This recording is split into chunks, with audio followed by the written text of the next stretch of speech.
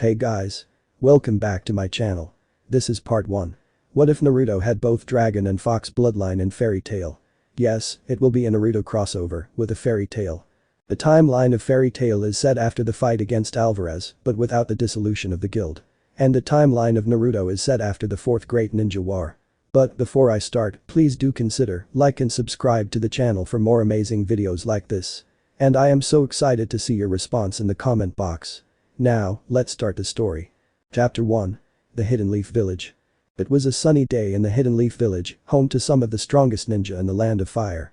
On the roof of one of the buildings, lying down while looking at the clear sky, was Naruto Uzumaki, known as the most powerful ninja and the hero of the world. Since some time ago, he and his friends managed to stop Kagaya Otsutsuki and save mankind. Despite Naruto being happy that the war was over and the 5 hidden villages were living peacefully among them, he found the last few days boring as there weren't many missions to accomplish. So there you are, Naruto. The Jinchuriki turned his head to the side to see that next to him was Sakura, a teammate and friend of his. She was one of the people who fought beside him against Kagaya. "What are you doing?" asked Sakura, sitting down next to him. "I was bored and Shikamaru once told me that watching the clouds go by is a good way to pass the time," said Naruto. "And does it work?" asked Sakura, still knowing the possible answer. "It's relaxing, yes, but that doesn't take away from the fact that I'm bored. It's all too peaceful," said Naruto. "Well, what did you expect? Now that the hidden villages are no longer enemies, there's not much to do. The best thing to do in these cases is to enjoy the peace we have now, since you never know when it might end," said Sakura. "I guess you're right," said Naruto before sitting down. "Hey, have you heard from Sasuke?" asked Naruto, referring to his best friend, former enemy rival, who in turn was another one of the friends he fought Kagaya with. "No. I've asked Lady Tsunade, but she hasn't received any news regarding him," said Sakura somewhat sadly.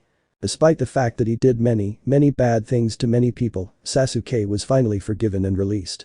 Naruto and Sakura were happy, thinking that they would be a team again like in the old days, but Sasuke decided to start a journey with the intention of protecting the village from the shadows, which they agreed to in the hope that they would see each other again. "Well, you know him. Always trying to work things out on his own," said Naruto, knowing his best friend very well. Sakura chuckled. "Yeah. That's Sasuke for us," said Sakura, thinking about the person she was in love with. Clank. Suddenly, something very strange sounded in the air, like the sound of a bell. Quickly, the 2 ninjas stood up and became alert to that sound. "Did you hear it?"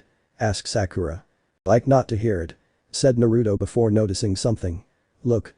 exclaimed Naruto, pointing to the sky. Sakura turned her gaze upwards, and both of them were wide-eyed at what they saw. A strange light was shining high in the sky, but it wasn't about the sun, it was about something different, something that made the 2 ninjas nervous. Before they could ask another question, the brightness exploded in a huge flash of light that forced the 2 ninjas to cover their eyes to avoid going blind.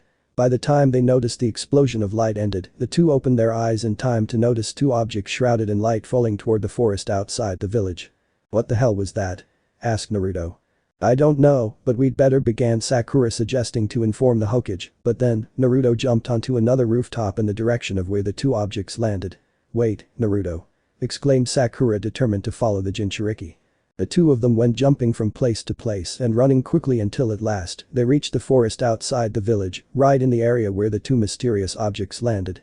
When they arrived, they found a huge crater on the ground that was covered by a small smokescreen. The 2 ninjas stood on alert in case of an enemy attack. However, the 2 were shocked when, as the smoke cleared, they saw that, at the bottom of the crater, there were 2 unconscious girls. One with her hair tied in pigtails and the other with an eye patch. "Girls?" asked Naruto in confusion. Sakura had to put her state of surprise aside and step into the crater to approach the girls. Once she reached them, she put her hands on their necks to check their status. "Are they okay?" asked Naruto, approaching the pink-haired girl. "They're unconscious, but they've suffered serious damage from the fall. We need to get them to the hospital as soon as possible," said Sakura. "Understood," said Naruto. The next instant, Sakura carried the girl with the eye patch on her back, while Naruto carried the pigtailed girl, and then, the 2 of them set course straight for the hospital. But then, while they were on their way. "Naruto. What's wrong, Kurama?" asked Naruto, speaking to the Biju dwelling inside him. "There's something weird about those girls," said Kurama. "Weird? What do you mean?" asked Naruto. "I don't know how to explain it, but I feel that they possess a power very similar to that of a Jinchuriki," said Kurama. "What? I thought almost all the Biju were at liberty," said Naruto. And they are, but what I feel inside them is also very different from that of a Jinchuriki. Again, I don't know how to explain it," said Kurama. Naruto began to worry a little. If Kurama was saying something like that, it meant that these girls were more than they seemed. Many questions were going through his head, but the main one of all was, "Who are these girls?" asked Naruto. Sometime later, Naruto and Sakura took the two girls to the village hospital. Right now, the four of them were in a room, with the two girls, still unconscious, on two beds and the two ninjas standing to the side waiting. It was then that they heard the door open and entering the room, it was Tsunade Senju, the Hokage. "Okay, can you explain to me what happened? What was that strange light that almost blinded me?" asked Tsunade wanting answers. "We don't know, Lady Tsunade. All we know is that after that explosion of light, those two girls fell from the sky. Given their condition, I considered bringing them here," said Sakura. "And you did right, but that still doesn't answer my question," said Tsunade before focusing on the two girls. "Did they have anything on them?" "No, old Tsunade. No ID bands, no wallets, no weapons, no nothing. I highly doubt it was an enemy attack," said Naruto. "Naruto, how can you be so ignorant? Given your experience, you should know that appearances can be deceiving," said Tsunade.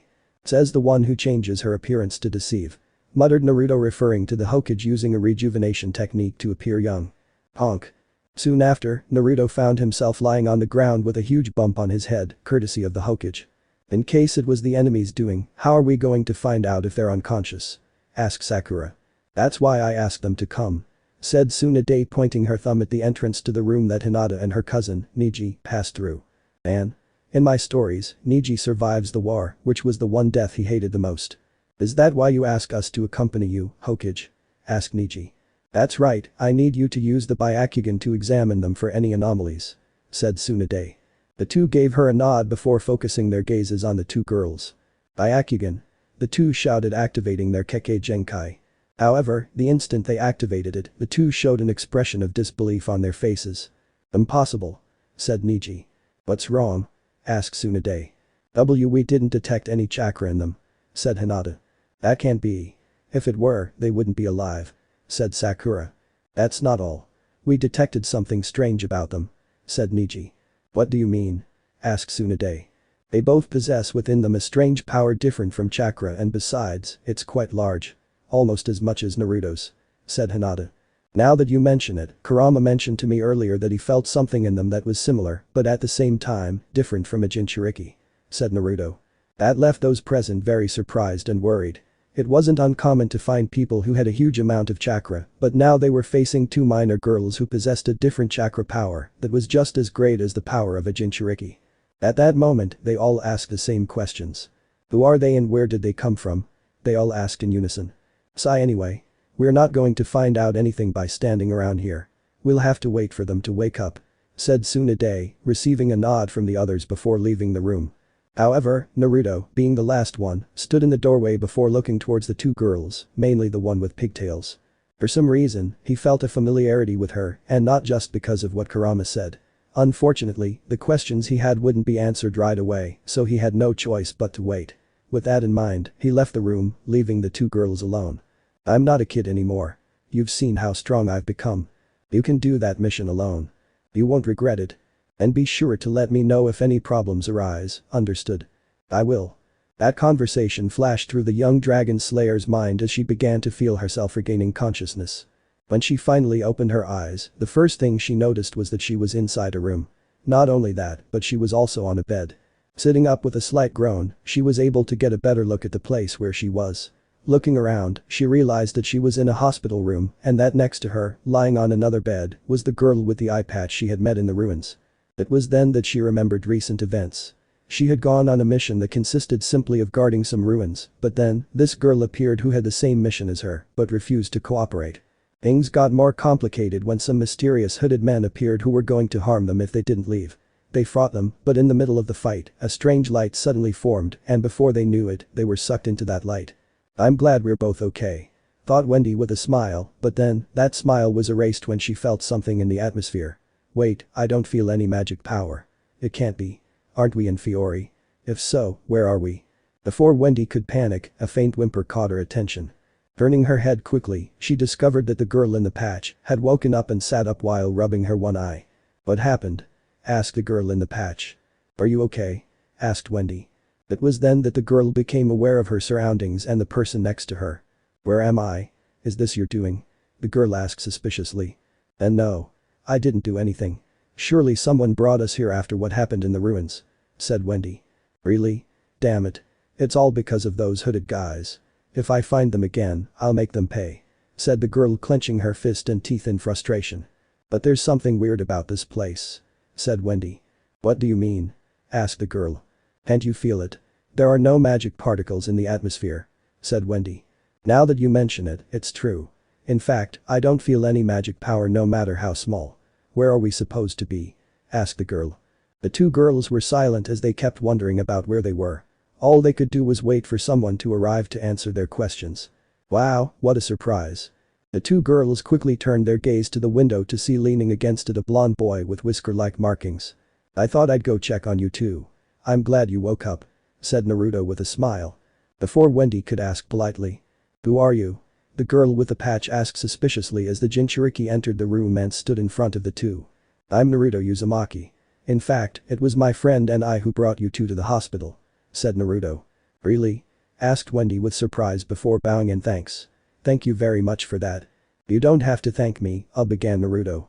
Wendy Marvell, said Wendy, introducing herself. Nice to meet you, Wendy, said Naruto before focusing on the girl with the patch. What's your name? That caught the young dragon slayer's attention as, so far, she never knew the name of the girl with the patch. Seeing the looks of the two, the girl let out a sigh of defeat. Lapis Universe, said Lapis, revealing her name. Nice to meet you, said Naruto. Where are we, by the way?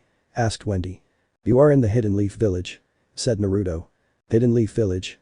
What kingdom is that place in? Asked Lapis. Kingdom? No. It's in the Land of Fire, said Naruto. Hidden Village of the Leaf. Land of Fire. Wendy may not have known much about geography beyond Fiori's kingdom, but she'd never heard of places with those names. In fact, she began to sense something coming from Naruto. It wasn't magic power, but it was just as powerful as a dragon slayer. Before she could ask another question, the door could be heard opening. Naruto, what are you doing here?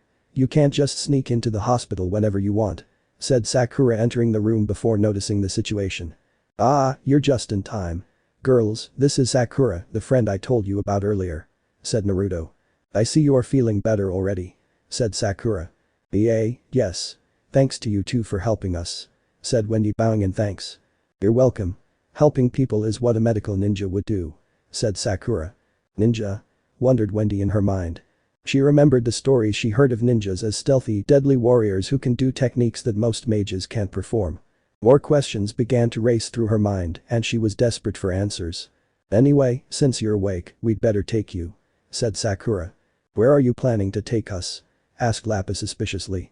Well, to see the Hokage, said Naruto. Hokage? Asked Wendy and Lapis in unison with an arched eyebrow. Chapter 2. The History of Dragons. After checking them to make sure they were alright, Naruto and Sakura led the two girls towards the Hokage's building, passing through the village in the process. While Lapis walked cautiously as if expecting a possible attack, Wendy kept looking back and forth to check the place they were in. It looked like a normal town. With its people, its children running around laughing, its stores and restaurants, but there were things that weren't normal in a city. For starters, most of the people had metal bands with a symbol on them, similar to the ones Naruto and Sakura had. He also noticed that most of the people also had an energy inside them similar to Naruto and Sakura's, although Naruto's felt more different from the others. She didn't know what that energy was, but it surely worked in a similar way to magic. However, what caught her attention the most was that, on a mountain near the village, there were 5 human heads carved into the stone of the mountain. She guessed then that, if those people were on the mountain as a monument, they were surely very famous and respected people. Well, here we are, said Naruto, pulling the young dragon slayer girl out of her train of thought. The two girls looked up to see that they were approaching a large red building. That gave them the idea that the Hokage was a very important person, like a town mayor. They passed through a series of hallways until at last, they came to some doors and shortly after, Naruto kicked them open. We're here, announced Naruto with a smile.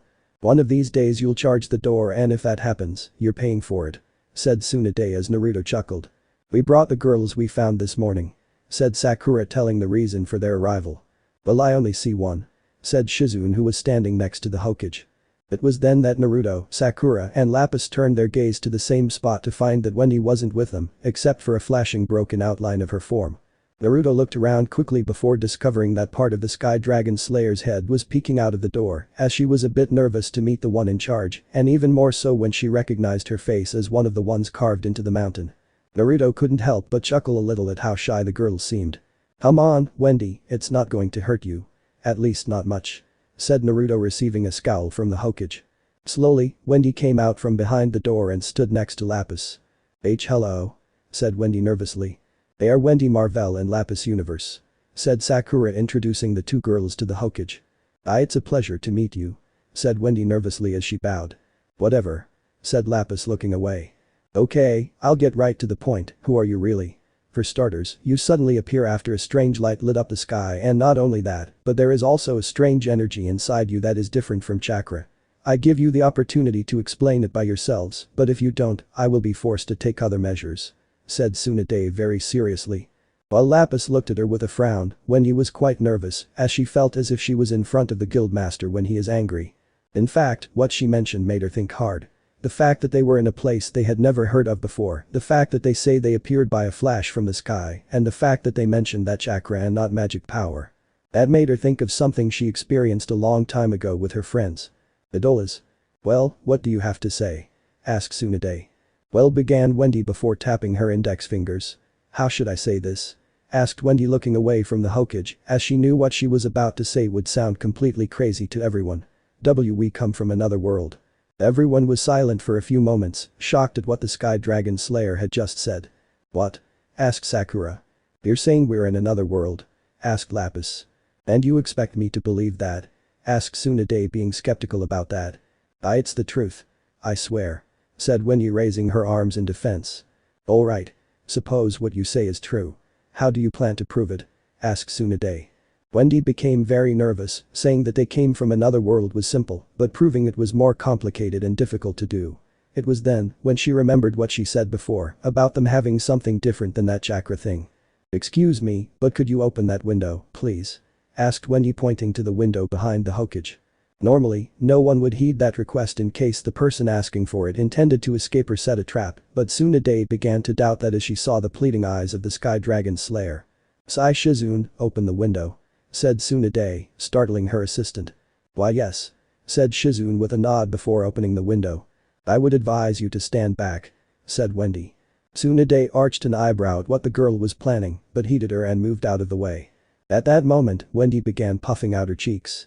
"Sky Dragon's roar," shouted Wendy, shooting a tornado out of her mouth that flew past the open window until it was lost in the horizon and disappeared shortly after. Needless to say, the four ninjas were in shock at the display. "She didn't perform any hand seals. And I didn't even feel any chakra in that attack. What kind of technique is that?" asked Sakura in her mind. "Does that seem like proof enough to you?" asked Wendy, hoping it was. "Yes, it is," said Tsunade, regaining her serious expression as she returned to her previous position. "So you really do come from another world?" "Why yes, that's right. In our world, we don't have that chakra that you have," said Wendy. "No chakra? Then how did you do that attack earlier?" asked Naruto very curiously. "With magic," said Wendy. "Magic? I had heard of that, but I never thought I would see it on that level," said Shizune. "How does that magic thing work in your world?" asked Sakura. "Well, the magic in our world manifests through magic particles that we absorb into our bodies, which allows us to perform various attacks, depending on the type of magic a person possesses," said Wendy. "And what kind of magic do you have?" asked Tsunade. Began Wendy before glancing at Lapis. If what she could see of her was correct, then there was no doubt about it. "We are dragon slayers," said Wendy, surprising the girl in the patch. "Dragon slayers?" asked Tsunade curiously. "Yes. I'm the Sky Dragon Slayer to be precise," said Wendy. "And what kind of dragon whatever are you?" asked Naruto, looking at the girl with the patch. Seeing everyone focusing their gaze on her, she had no choice but to answer. "I am the Water Dragon Slayer," said Lapis, confirming Wendy's suspicions. "I knew it," thought Wendy, surprised and happy to find another dragon slayer, especially one of her age, though there were some lingering questions about her, but she would save that for later given the situation. "What exactly is that dragon slayer magic?" asked Tsunade. Not only could she see that that attack didn't work with chakra, but it was also quite powerful. The most interesting thing was that it came from a girl who was Naruto's age when he graduated from the academy. "Well, as the name suggests, it's a magic that allows the user to be able to kill a dragon," said Wendy. "What? Kill a dragon?" Is it that there are dragons in your world? Asked Naruto, surprised at that. Not anymore. Not for a long time. Said Lapis. Despite that and the fact that all she knew about dragons was from fantasy stories, Tsunade was surprised that both girls had power great enough to do that. Who taught you that magic? Asked Sakura. In my case, it was my mother, Granny, said Wendy. And in mine, it was my father, Lindworm, said Lapis. So, your parents were also dragon slayers? Asked Naruto. You're totally wrong, said Lapis. Our parents were real dragon slayers, said Wendy. Everyone was silent to take in that revelation. What? Asked Naruto and Sakura in shock. A real dragon taught you that magic? Asked Shizune, also in shock. Tsunade was becoming more and more interested in that magic of them. Not only did they say it was a very powerful magic, but they learned it from real dragons, the creatures that could kill with that magic. Every time she heard more about it, the dragon slayers began to sound more and more like Jinchuricus. Are there more dragon slayers besides you? Asked Tsunade, wanting to know as much as possible about that magic. There are. Besides us, there are 6 other dragon slayers. Began Wendy, drawing the attention of Lapis, who was curious about the other dragon slayers. First there is Natsu Dragneel, the fire dragon slayer who was raised by Igneel. Fire dragon slayer? Asked Lapis mentally, surprised to learn of the existence of a dragon slayer with an elemental power opposite to her own. Surely he's not as strong as me. Then there's Gajeel Red Fox, the iron dragon slayer raised by Metallicana, said Wendy. I wonder how someone like him will fight, thought Shizune. Then there's Laxus, the lightning dragon slayer, said Wendy. Lightning? Does he fight just like Kakashi-sensei? Thought Naruto, remembering his Mask Sensei's electric jutsus. There's also Cobra, the poison dragon slayer, said Wendy. Poison? Asked Sakura mentally, horrified that someone would use poison with a similar level as Wendy. In fact, it reminded her the way of fighting of Sasori, a member of Akatsuki. Then there's Sting, the white dragon slayer, and Rouge, the shadow dragon slayer, said Wendy. Light and shadow. If those two fought together, they would be a powerful duo, no doubt, thought Tsunade. So they were all raised by dragons, right? Not all of them. You see, there are 3 generations of dragon slayers in our world, said Wendy. 3 generations? How come I didn't hear about that before? Asked Lapis, mentally becoming more and more surprised at the information she was getting from the Sky Dragon Slayer. Care to explain? Asked Sakura. Natsu, Gajeel, Lapis and I are first-generation dragon slayers, as we learned our magic through our dragon parents. Laxus and Cobra are second-generation dragon slayers who learned their magic through lacrima containing dragon slayer magic that were embedded in their bodies, said Wendy, explaining more about dragon slayer magic. What are lacrima? Asked Shizune. They are magical crystal spheres that serve a variety of functions. Some are used to communicate with people from anywhere, while others are used to store magic. Explained Lapis, as that was a subject she did know. The 4 ninjas were becoming more and more amazed at the world the 2 girls came from. The crystal sphere with which to communicate with each other was certainly something that many ninja would use during their missions to communicate with each other from a distance. But what surprised them the most was the fact that one could create Dragon Slayer artificially with such things. If Orochimaru or Danzo had known about those things in the past, when one was a wanted criminal and the other was alive, they would have done their best to obtain them and create an army of Dragon Slayers to attack the village. Good thing the first one was under house arrest and the other was dead. At the silence, Wendy continued with her explanation. Lastly, Sting and Rouge are 3rd-generation Dragon Slayers. They learned their magic through their dragon parents, but were empowered with lacrimas of Dragon Slayers magic embedded in their bodies, said Wendy, finishing the explanation of the generations. And each generation is stronger than the previous one? Asked Sakura. If Wendy had so much power being a first generation, they couldn't imagine the power someone from the next generation would have. Not exactly, said Wendy, surprising the others. Natsu was able to defeat the other Dragon Slayers, although he had a little help, said Wendy, remembering the fights the Fire Dragon Slayer had. What? He defeated the 2nd and 3rd generation, what is that guy? A monster? Asked Lapis in shock and imagining the Fire Dragon Slayer as a fearsome demon. Not only her, but everyone was also dumbfounded to know how powerful the Fire Dragon Slayer was. They even went so far as to wonder if it had the power level of a Hokage. Okay. What other abilities do Dragon Slayers possess? Asked Tsunade. For starters, Dragon Slayer's senses are better than anyone else's, said Lapis, having shaken herself out of her shocked state. How better? Asked Naruto curiously. For example, I can smell several people hiding in the ceiling, watching us, said Lapis. I can also smell ramen from some stall, said Wendy. What? The Ichiraku stall is far away from here and they are able to detect it from here, thought Sakura, surprised at the olfactory abilities of the two girls. But the one who was most surprised was Tsunade. The ninja on the roof were supposed to be completely undetectable, except to the most skilled ninja, and the most they could detect them through chakra, but they detected them only with a sense of smell that was far greater than that of the Inuzuka clan. "Ah. We can also devour elements similar to our magic," said Wendy. "What does that mean?" asked Shizune. "For example, the fire dragon slayer can devour fire, either natural or from an enemy attack, though we can't devour our own magic," said Lapis. "And by devouring it, it allows us to restore our magic power," said Wendy.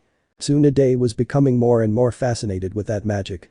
They were saying that, if they faced a ninja using jutsus of the same element as them, they would be at a complete disadvantage, as they wouldn't only find themselves immune to attacks, but would also be strengthened. "Wait, if the fire dragon slayer can devour fire, then can you devour air and water? Isn't that the same as breathing and drinking?" asked Naruto. "Actually, in order for me to recharge by eating natural air, it must be pure, unpolluted," said Wendy. "The same with me. If I want to recharge with natural water, it must be clean and pure," said Lapis. "Is that all?" asked Tsunade. "No. There's also the Dragon Force," said Wendy. "Dragon Force?" asked Naruto. "It's the ultimate technique of a dragon slayer. When you use it, you get the strength and power of a real dragon," said Wendy. "And you can use that technique?" asked Tsunade. "If they were able to use that technique at will, then they would be as powerful as Naruto and Sasuke." "Well," began Wendy. "We don't have to tell you," said Lapis, interrupting her. But began Wendy, surprised by the interruption and trying to explain. "No problem. It's okay," said Tsunade. She may not have gotten all the information, but surely, Lapis, unlike Wendy, realized what could happen if someone else found out about it.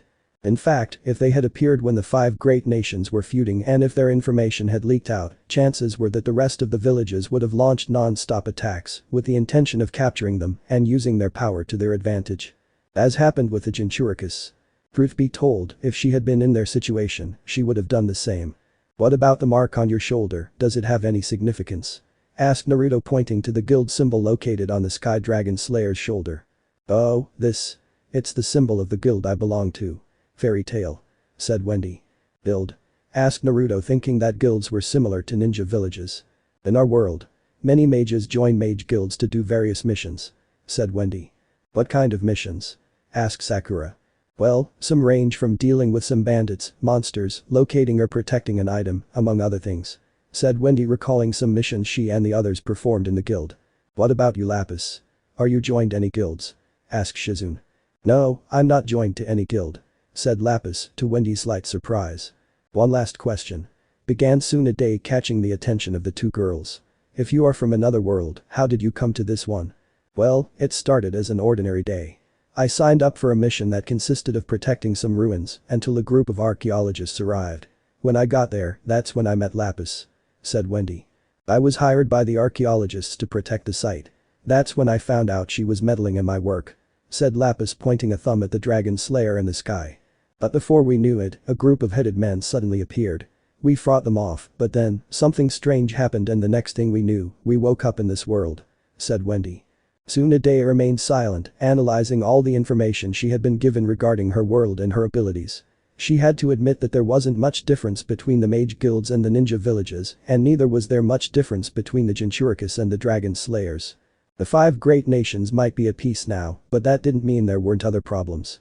If she let the girls wander off into a world they knew nothing about, sooner or later, they would attract the attention of someone who wanted to use their power to his advantage. There was only one thing she could do to prevent that, one thing that would be beneficial to everyone. "I have made a decision," said Tsunade, drawing everyone's attention. "Until we find a way to return you to your world, you can stay in the Hidden Leaf Village." The two girls were shocked to hear that. "Really? We can stay?" asked Wendy. "Yes. However, you're not just going to be guests. If you're going to stay here, you'll have to officially work as leaf ninjas and complete missions like the others," said Tsunade, much to the surprise of the 2 dragon slayers. "What?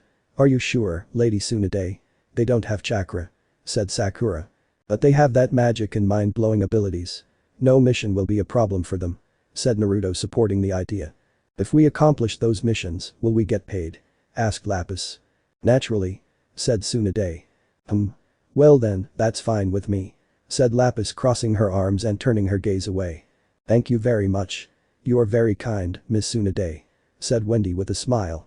Tsunade closed her eyes as she gave her a sweet smile and a golden glowing aura surrounded her. Of course. It's the least I can do. Said Tsunade. Hey Wendy. Whispered Naruto standing next to the Sky Dragon Slayer as he covered the side of his mouth with the back of his hand. Don't give her shit. As young as she looks, she's actually a wrinkled old woman of I don't know how many years. Did you say something, Naruto? I didn't hear you right. Said Tsunade with the same face as before but with a dark shadowy aura surrounding her. And nothing. Nothing. Exclaimed Naruto in fear. In that case, I'll go get the necessary documents for it. Said Shizune. But before that, there's one more thing. Said Tsunade. What is it? Asked Naruto as the Hokage turned her gaze to the two dragon slayers. Wendy, Lapis, I want you to fight each other. Said Tsunade. The room was flooded with silence as everyone was processing what the Hokage had just said. Eh? Exclaimed the two dragon slayers in unison. Chapter 4. Wendy vs Lapis. So, just so I'm clear. The reason you want them to fight is to observe their fighting form and skills? Asked Naruto. Currently, Naruto, Sakura, Tsunade, Shizune, Wendy and Lapis were walking through a wooded area of the village in the direction of a training ground where fighting could take place without spectators around. That's right. It's one thing to hear about their skills orally, it's another to see them in person. Said Tsunade. Is it some kind of test? Asked Wendy. Yes, it is. In the ninja villages, ninjas are categorized into ranks such as Genin, Chunin, Jounin, Anbu and Kage. Said Tsunade. Since you are new to the Hidden Leaf village, you would start as Genin, which is the lowest rank in the ranking. Said Sakura. As long as I can get money, I don't care what rank I am. Said Lapis. Here we are. Said Tsunade just as the six arrived at the training ground where the two dragon slayers would have their little test. Shall we start already? Asked Lapis. Not yet. There's still someone to come. Said Tsunade. Who? Asked Wendy. I.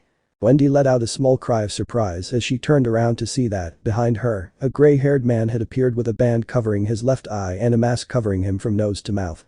That was Kakashi Haddock, one of the strongest ninja in the village, former teacher of the team that Naruto, Sasuke and Sakura formed, and another of the people who fought alongside Naruto against Kagaya in the final battle.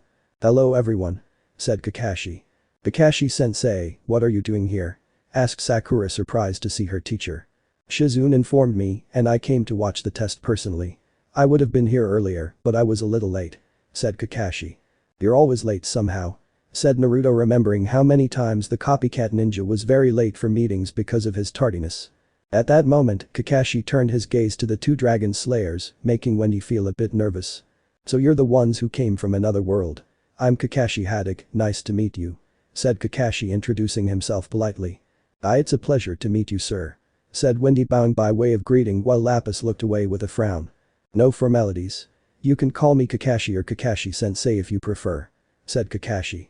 Wendy couldn't help but smile at how friendly the copycat ninja was. Well, now that we're all here, we can get started. Said Tsunade. Soon after, Wendy and Lapis were on either side of the field, preparing for the fight. Just so you know, I don't plan to hold back at any time. Said Lapis.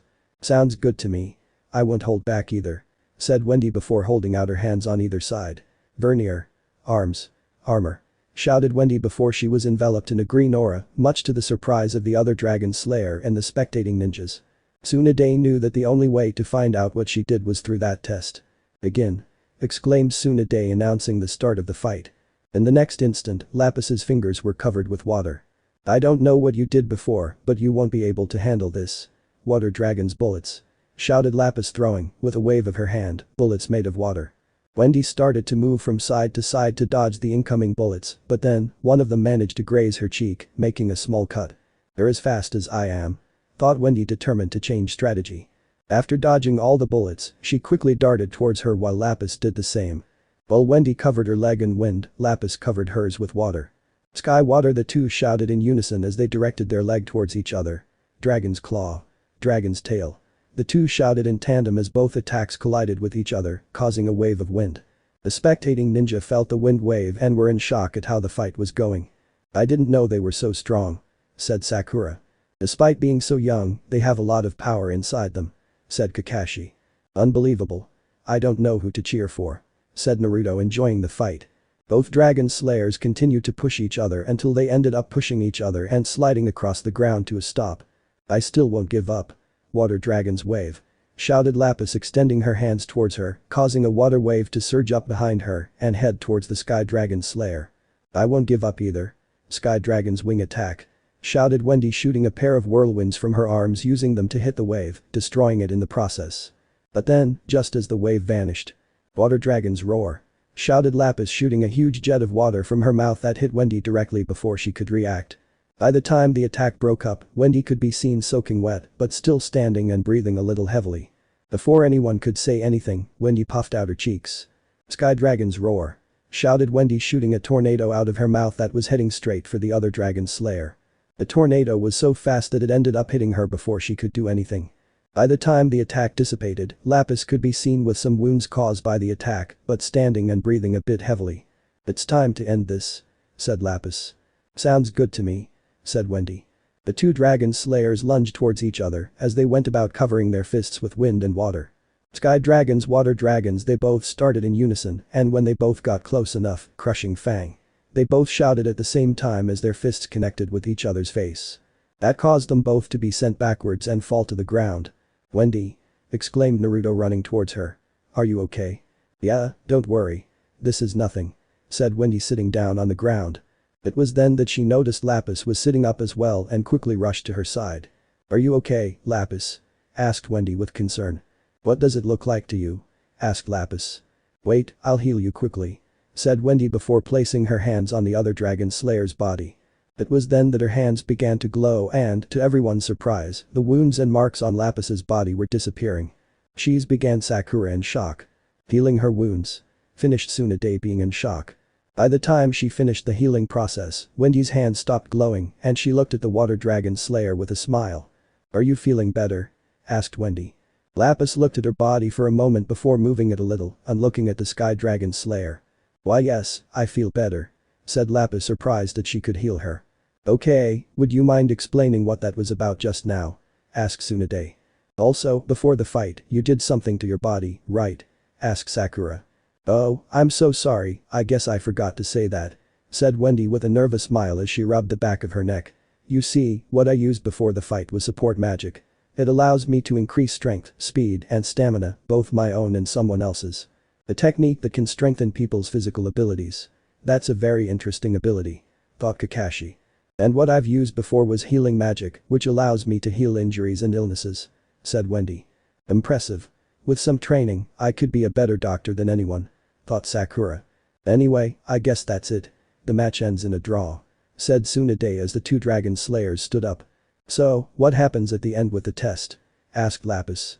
Tsunade gave them a smile before stretching out a hand towards them. Directing their gaze to the hand, they saw that it held two bands with a badge bearing the village symbol. They each took one band and looked at it curiously before turning their gaze to the Hokage for answers. Congratulations, Wendy, Marvel, and Lapis Universe. As of now, you are official ninjas of the Hidden Leaf Village, said Tsunade. The two girls were taken aback before a big smile formed on Wendy's face. Yes. We did it, exclaimed Wendy, giving the Water Dragon Slayer a hug, who was surprised by that. Let go of me. I don't want hugs, exclaimed Lapis, pulling the Sky Dragon Slayer away from her. Suddenly, she felt a hand land on her head and caress it. Looking to the side, she saw that it was Naruto's thing, giving her a toothy grin. Well done, girls. I knew you could. I hope you wear that band with pride now, said Naruto. Wendy looked at her ninja band before looking at her guild symbol. She may have been a fairy tale mage, but if she wanted to return to her world with her friends, she had to follow the rules of the world she was in. So, from now on, she wasn't only a fairy tale mage, but also a leaf ninja. Wendy placed the sash around her forehead, and after that, she turned to give the Hokage a determined expression. Thank you very much for this, Miss Tsunade. I won't let you down, said Wendy. I guess I won't either, said Lapis, having put the band on her left arm. Very well. I expect a lot from you too, began Tsunade before turning and leaving along with Shizune and Kakashi. Naruto, Sakura, take care of them. I'll let you know if there are any missions. By the time the older ones left, only Naruto, Sakura, Wendy, and Lapis were left in the area. So, what do we do now? Asked Lapis. How about we give you a tour of the village? Asked Naruto. Good idea. If you're going to be here for a while, you'll have to know the place so that way you won't get lost, said Sakura, agreeing with her partner's idea. Sounds good to me, said Wendy, excited to know the place. Meanwhile, Tsunade, Shizune and Kakashi continued on their way and, when they were far enough away from the youngsters, they decided to have a personal talk. "Well, what do you think of them?" asked Tsunade. "I may have only known them for a short time, but I can say that they are more powerful than I imagined and that they are as young as Naruto was when he started to become a genin. If they keep training, it's very possible that when they become adults, they will be as powerful as Naruto and Sasuke," said Kakashi, remembering how strong they were when they fought Kagaya. "Makes me wonder what kind of dangers they went through in their world," said Shizune. "Surely they were big enough to make them reach that level," said Kakashi. "Once again, I'm glad that we are now in a time of peace," commented Tsunade. After the battle test and the appointment of Wendy and Lapis as Leaf Ninja, Naruto and Sakura began to give them a tour of the village. "Well, what do you girls think?" asked Naruto. "It's a very nice place. It reminds me of the town I live in," said Wendy. "I guess it's nice, yeah," said Lapis, acting like someone disinterested. "Thanks," said Sakura. "Hey Naruto. Can I ask something?" asked Wendy, getting the Jinchuriki's attention. "Sure. What's up?" asked Naruto. "Who are the people over there?" asked Wendy, pointing to the heads on the mountain. "Oh, that. They're the heads of every Hokage there's been in the village since its founding. And someday, I'll be there too," said Naruto. "You want to be Hokage?" asked Wendy, surprised to hear that. "That's right. My dream in life is to become the Hokage of the Hidden Leaf Village," said Naruto, pointing his thumb at himself with his trademark smile. "That's very nice," said Wendy. "But I guess to become one, you'll have to be very strong, won't you?" asked Lapis. "Well, of course I'm strong," said Naruto. "If it wasn't for your intelligence, people would believe you more easily," commented Sakura with a smile. "Hey, what's that supposed to mean?" asked Naruto, offended by the comment. Wendy couldn't help but chuckle, as those two reminded her of Natsu and Lucy. "Naruto." At the call, the four looked to the side to see Konohamaru running towards them. "Oh, hello Konohamaru," said Naruto, greeting the boy who had just arrived. "Naruto, you'll see how," began Konohamaru before noticing the two dragon slayers. "Who are they?" "They're some girls that Lady Tsunade just appointed as Leaf Ninja," said Sakura, using the cover they all agreed to use to keep the word from spreading. "Oh yeah? Well then, nice to meet you. I am Konohamaru Sarutobi, the person who will become Hokage," said Konohamaru. "You are wrong. I will be the Hokage," said Naruto with a smile. "I am Lapis Universe," said Lapis, introducing herself in a serious voice. "And I'm Wendy Marvell. It's nice to meet you," said Wendy with a sweet smile and closed eyes. "How cute," thought Konohamaru, blushing slightly. Fortunately no one noticed him. "So what did you want from me?" asked Naruto, remembering the boy came calling him. "Oh yeah. I want you to know that I've been training a lot and I've perfected that technique," said Konohamaru. "Really?" asked Naruto. "What do you mean?" asked Wendy to Sakura curiously. "Let's just say that Naruto is kind of a role model for Konohamaru. Sometimes, they get to compete to see who is stronger," said Sakura. "I'll prove it to you," said Konohamaru with a toothy grin before making a gesture with his hands that caused him to be covered in a burst of smoke. "By the time the smoke cleared, sexy jutsu," shouted Konohamaru, revealing himself to have transformed into a girl about Naruto's age with long dark hair and completely naked while striking an erotic pose. Wendy and Lapis's faces turned as red as a tomato before quickly covering their eyes. Not bad, but you still have practice left. The key is the pose. You should make the breasts be," began Naruto, speaking like a wise master. Wendy and Lapis's faces turned as red as a tomato before quickly covering their eyes. Not bad, but you still have practice left. The key is the pose. You should make the breasts be," began Naruto, speaking like a wise master. "Why, you little," yelled Sakura before slamming her fist into the two boys, sending them flying into crashing into the wooden fence, knocking them down in the process. "How could you think of doing something like that in front of little girls? Have you no shame?" What just happened?" asked Wendy, still blushing and with her eyes covered. "I don't know, but I don't want to know," said Lapis in the same situation. After that situation, the four of them continued with the tour, eventually passing by the shopping area. It was then that Lapis saw something that caught his attention. "Do you also sell ninja weapons?" asked Lapis. "Of course. A good self-respecting ninja must be well armed," said Naruto. "Aren't you worried about the fact that anyone can buy those weapons?" asked Lapis. "Don't worry. The people in charge make sure to check if the person buying is the right one. Currently only ninja and civilians with special authorization can buy them," said Sakura. "Can we have weapons too?" asked Wendy, imagining herself with the ninja weapons she read about in the stories. "We have our magic. We don't need weapons," said Lapis. That's a good point, but this world is very dangerous and you should be prepared for any event, so it would be wise to equip yourselves a bit," said Sakura. Wendy might not like the idea of using weapons to kill, but if she was going to use them to protect both herself and others, then she could use them. Sakura. The four of them turned to the side to see that, in a flower shop, there was a blonde-haired girl waving at them. "Ino, are you working here today?" asked Sakura. "Yes, since there were no missions, my mother asked me to help in the store." "What are you doing?" asked Ino. "We were just showing them around the village," said Naruto, pointing his arm at the two dragon slayers. "Oh, so they're the girls from the other world, are they?" asked Ino, surprising the two girls. "How did you know?" asked Wendy. "The little birdie told me," said Ino. "Only because you made me do it." The two dragon slayers turned their heads to the side to see two boys approaching them, one with a bored expression and another rather plump one who was eating a bag of potatoes. "You women certainly are a lot of trouble." "What a drag," said Shikamaru. "Let me introduce you girls. This is Ino Yamanaka," said Naruto, introducing the blonde. "Nice to meet you," said Ino with a smile.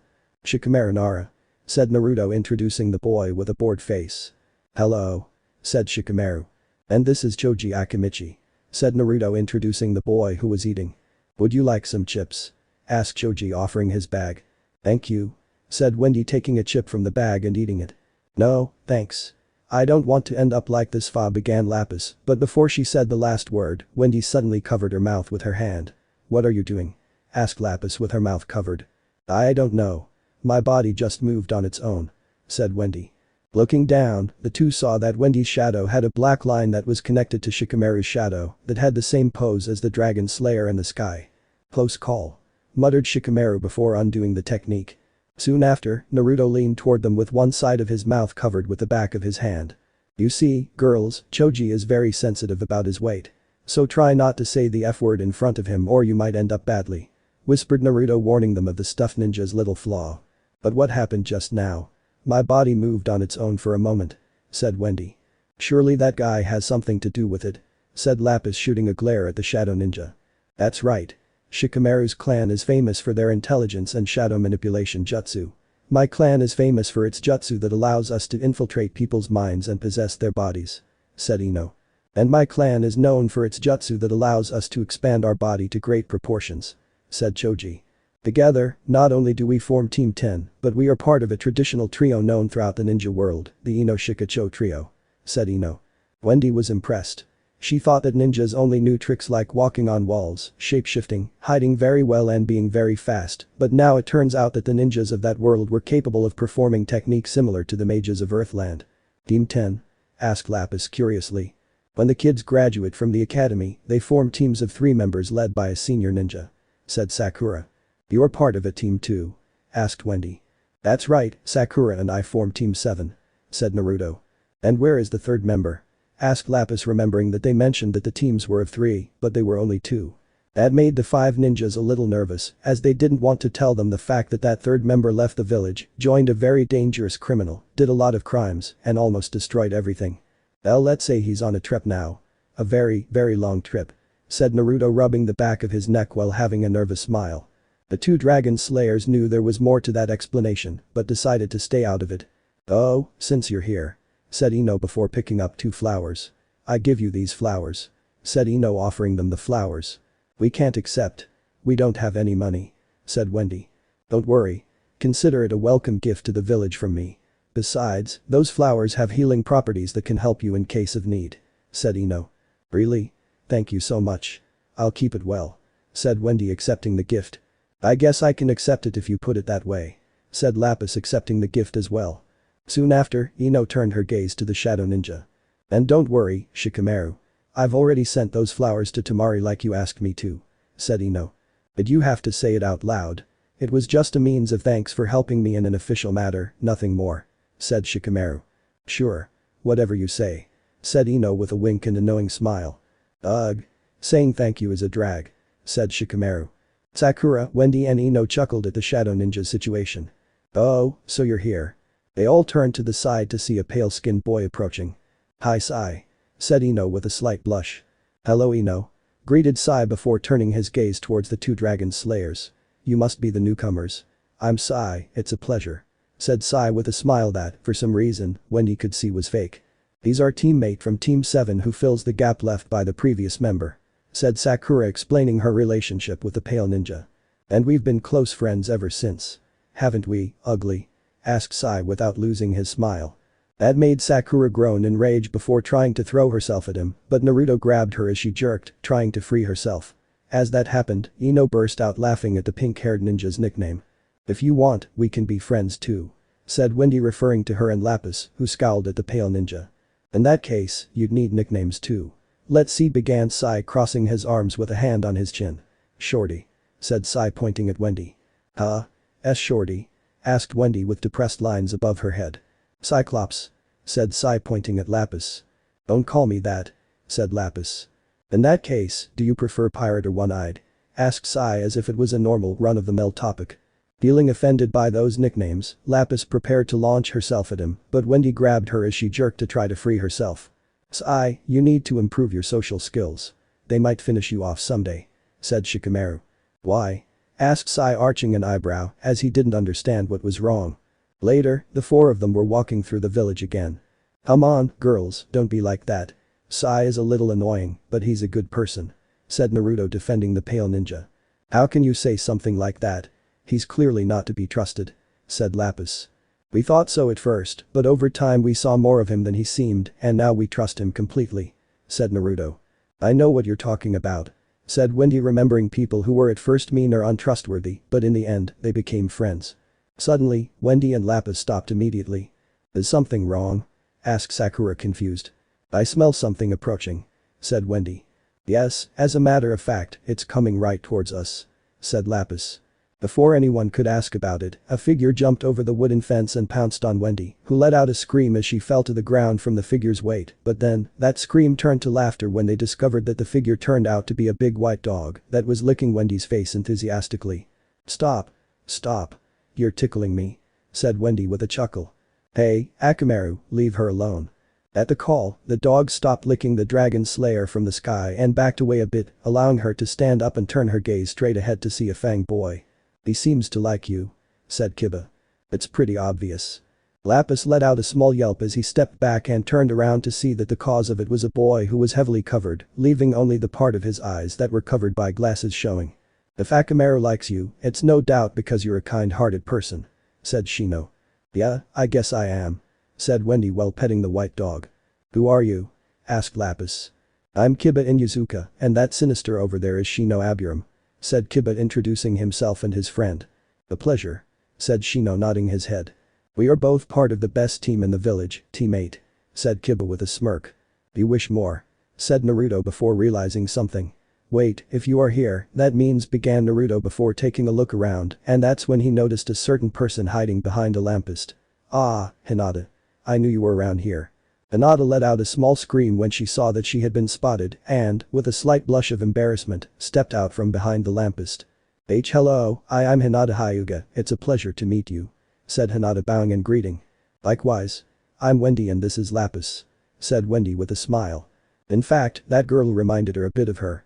Hinata belongs to one of the most powerful and famous clans in the village, the Hyuga clan, known for their Byakugan, said Sakura, explaining the history of the wide-eyed ninja's family. "Byakugan?" asked Lapis. "An eye technique that allows him to see through things and people," said Naruto. "Really? That's an impressive ability," said Wendy in awe of that technique. Thank you," said Hinata with a slight blush. At that moment, a roar sounded and everyone turned their gaze towards the cause, which was Wendy's stomach, who blushed a lot because of that. "Haha. Looks like it's time for a lunch stop," said Naruto. "It's about time. I'm starving too," said Lapis. "Are you joining us?" asked Sakura to the two boys of Team 8. "No, I have to go help with some clan chores," said Kiba. "Same for me. It'll have to be a next time," said Shino. "It's okay," said Sakura before the two boys went on their way, with Akamaru behind them. "Hey, Hinata, why don't you come with us?" asked Naruto. "He invited me to eat with him," asked Hinata in her mind as her face reddened deeply. No. Calm down, Hinata. You're going with Sakura and the new girls too. It's not a date. It's not a date," thought Hinata, feeling like she was going to faint. "Hinata?" asked Naruto, confused before approaching her. "Are you okay?" "Yes, I do," exclaimed Hinata before realizing what she had done, causing her to blush more. I mean, I'd love to eat with you. How nice. Naruto said with a smile. Aw, Naruto. How can you be so clueless? Asked Sakura mentally with a smile, as she knew of Hinata's feelings for him. So where shall we eat? Asked Wendy. At the best place in the whole world. They serve food worthy of gods there. Said Naruto. Worthy of gods? Asked Lapis. Really? Ramen. That's the food fit for gods. Asked Lapis as the five of them met in front of the Ichiraku's restaurant. Don't underestimate the Ichiraku's ramen. Said Naruto. I'm just saying I don't think it's that big of a deal. It's just ramen, nothing more. Said Lapis crossing his arms. Well, it's okay to try it, right? Asked Wendy. Finally, the five of them walked into the stall and sat down in the chairs by the serving counter. I'm back, boss. Said Naruto. Ah, Naruto, I see you come with guests. Said Tucci, the manager and founder of the restaurant, realizing the presence of the dragon slayers. They are new to the village and I was showing them the best restaurant. Said Naruto. In that case, I'll prepare you the best of the house. Said Tucci before getting down to cooking. Do you come here often, Naruto? Asked Wendy. Are you kidding? I come here every day for as long as I can remember. Said Naruto. That's right. Began Am, daughter of Tucci. Naruto is considered a member of the Ichiraku family. Oh, come on, Am. It's no big deal. Said Naruto rubbing the back of his head. Well, here you go. The specialty of the place. Said Tucci before setting down a bowl of ramen for each of them. And since it's the first time for them, it's on the house. Wendy stared at her plate for a moment before deciding to try some, but the instant she tasted the noodles, her eyes widened like saucers. It's yummy. Said Wendy. Lapis was confused by that before tasting her own dish, having the same reaction as the dragon slayer in the sky. It's true. Said Lapis. Haha. What did I tell you? Food worthy of gods. Said Naruto before proceeding to eat his plate with the others. For a few minutes, they all enjoyed the meal which was more delicious than Wendy and Lapis thought.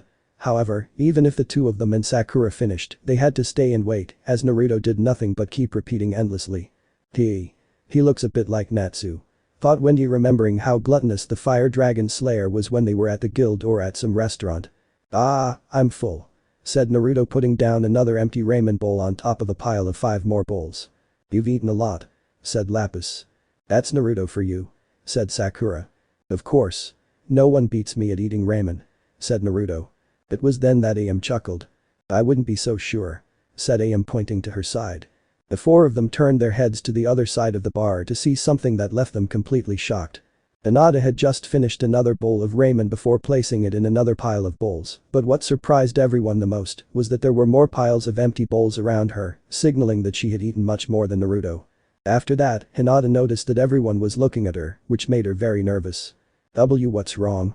Asked Hinata nervously. I didn't imagine you could outdo me at this. You're amazing, Hinata. Said Naruto with a smile, making the wide-eyed ninja blush.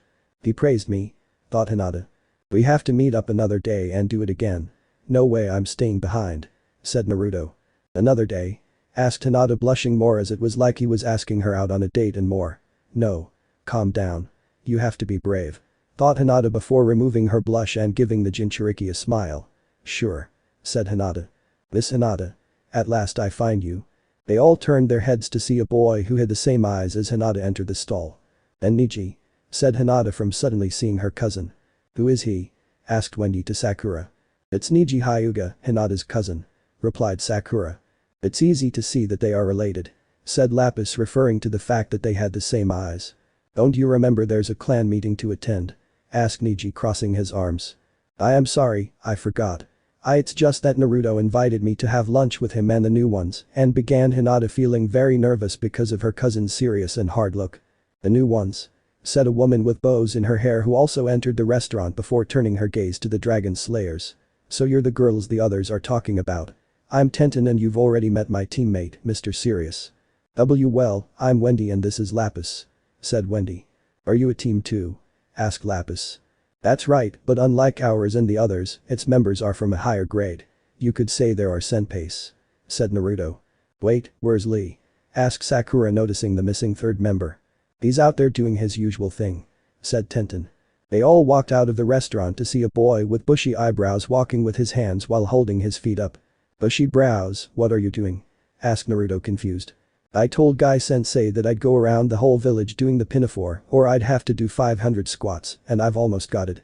said Rock Lee, giving them a thumbs up with a smile with flash included. Isn't it a little hard? Asked Wendy with concern. Not at all, this training is nothing to Rock Lee, the handsome devil of the Hidden Leaf Village. When I'm done with this, I'll do 20, no, 50 laps around the village in 1 hour, or I'll have to do 200 sit-ups. Said Rock Lee. Is that normal? Asked Lapis with a bead of sweat from the fat-browed ninja's exercises. For Rock Lee, yes. Said Tintin. You see, girls, Lee isn't able to perform the same techniques as the others, so he decided to dedicate himself to Taijutsu. Said Sakura. Taijutsu? Asked Wendy. They are techniques related to hand-to-hand combat. Of everyone in the village, Lee is the most powerful in those techniques. Said Niji. But I still don't consider myself strong enough to surpass Guy-sensei. I must become stronger and show him the power of my youth. Declared Lee as a radiant green explosive aura surrounded him. He's crazy. Muttered Lapis with more beads of sweat. I believe you'll get it someday, Lee. Said Wendy with a confident smile. Thank you, Wendy. And as a token of thanks for showing me your youthful beauty, I'm presenting you with something that will help you on missions. Said Lee before pulling out something that, to the ninja's surprise, turned out to be his typical stretchy training suit. Todd ah. Ah. Shouted Wendy before hiding behind Naruto. Lee was left open-mouthed and petrified by the Sky Dragon Slayer's reaction. Hey, I know it's a little ugly, but I don't think it's that big of a deal. Said Sakura. It's not that, commented Wendy, peeking out a little from behind the Jinchuriki. It's just those kind of clothes bring back bad memories. Said Wendy, shivering slightly, as those clothes reminded her of a certain trio of bandits that forced her to wear her stretchy outfit. Bad memories? They all asked mentally, as they didn't know what happened to Wendy regarding those clothes. The sky turned orange as the four continued their walk through the village. So, how did you like the tour? Asked Naruto. I had a lot of fun. It's a great place, no doubt. Said Wendy. I'm glad to hear that. Said Naruto. Although I admit that I like the place despite the people here, there is some unfinished business. Said Lapis, catching the attention of the others. Where are we going to sleep? Wendy couldn't help but let out a small gasp, as with everything that had happened in the day, from her ninja appointment to the village tour, she had completely forgotten what they were going to do in the evening, or where they were going to do it. Don't worry. Lady Tsunade gave you an apartment where you can spend your stay in the village. Said Sakura. Really? Isn't that too much for some girls who just arrived at her village? Asked Wendy. Not at all. Maybe old Tsunade is a bitter, grumpy, insensitive person, began Naruto. In the Hokage's office, Tsunade was busy with some documents when she felt something that made her suddenly stop as she clenched her fist tightly to the point of destroying the pen. I don't know why, but the next time I see Naruto, I'm going to give him such a beating that he's going to be in bed for weeks. Said Tsunade with an anime streak on her forehead. But deep down she's a good person. Said Naruto, continuing the sentence. Something tells me you're going to suffer for the first thing you said. Muttered Sakura. Well, if it's a gift from Miss Tsunade, then I'll gladly accept it. Said Wendy with a smile. I guess it's better than sleeping on the street. Said Lapis. Later, Sakura and Naruto took the two dragon slayers to an apartment building not far from the Hokage's building. This is the key to your apartment. Make sure you don't lose it. Said Sakura before handing them a key. Inside you should have enough for a few days, but you'll have to earn your keep after that. Understood. Said Wendy, nodding her head. Well, girls, I'll see you tomorrow. Have a good night. Said Naruto. If you have any problems, don't hesitate to let us know. Said Sakura before the two ninjas left, leaving the two dragon slayers alone. Well, are we going in or what?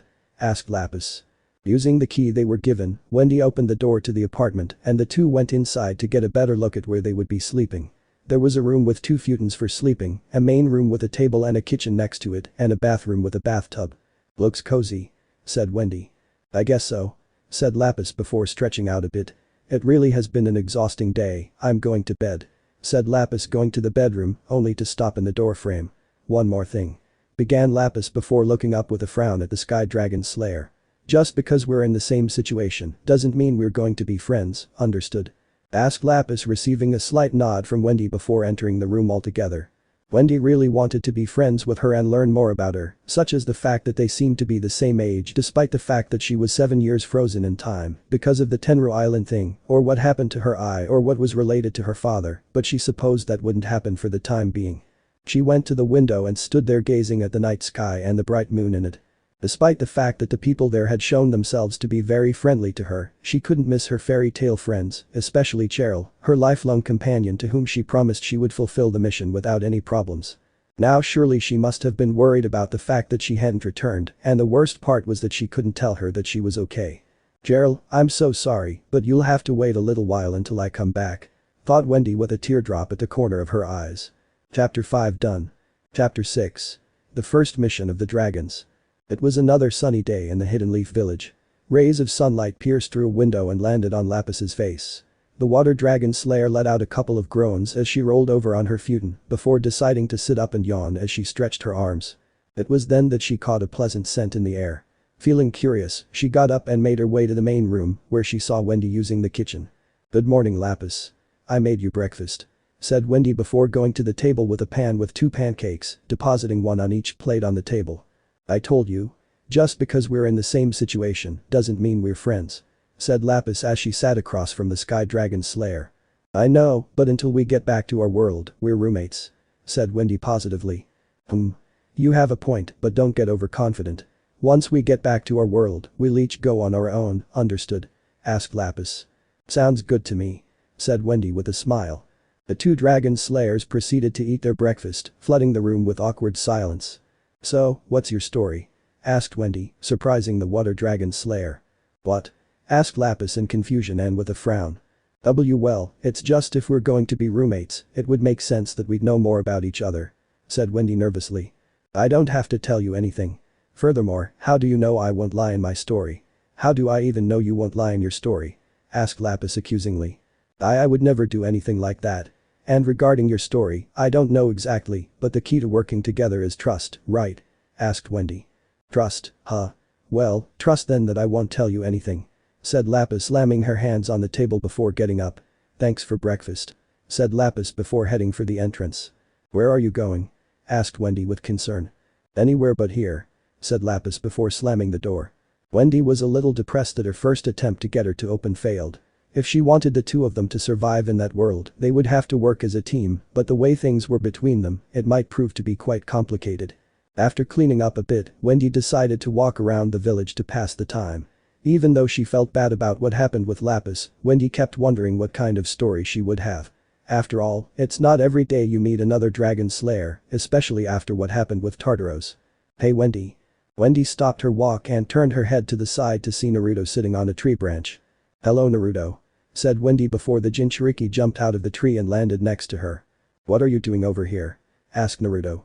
"I was just walking around for a bit," said Wendy. Naruto looked around for something he noticed was missing. "Hey, where's Lapis? I thought he'd be with you," said Naruto. That made Wendy a little depressed. "Well, it's just we had a little argument this morning," said Wendy. "Really? What happened?" asked Naruto with surprise and curiosity. "Well, I asked her about her life, but she got really angry about it and left. I'd like to be friends with her, but it's harder than I thought," said Wendy. Suddenly, Naruto put his hand on the Sky Dragon Slayer's head before stroking her a little, much to her surprise. "Don't worry, I was in a similar situation myself, you know," asked Naruto, remembering when he tried to be friends with Sasuke, but the thing turned out to be very complicated. And if I've learned anything from it, it's that friendships aren't forged in a day. I'm sure if you keep at it, she'll end up opening up to you sooner or later. Wendy let out a smile as she felt more encouraged thanks to the Jinchuriki's words. Lapis might not want to be her friend, but she was sure that someday, as long as she kept supporting her, she would end up accepting her as such. "Thank you Naruto. I feel better already," said Wendy with a smile. "You're welcome," said Naruto with a smile. "So you were here." The 2 turned to see that in the tree where Naruto was standing was Kakashi standing on the branch, but face down. "I was looking for you," said Kakashi. "What's wrong, Kakashi-sensei?" asked Naruto as the copycat ninja jumped off the branch and landed face down on the ground. Needless to say, Wendy was amazed that he could do something like that. "The Hokage has asked me to take you to the office. It seems she has a mission for us," said Kakashi. "Really? Finally. I've been waiting for a mission for a long time," exclaimed Naruto happily, something that made Wendy chuckle. "Actually, you're in luck Wendy.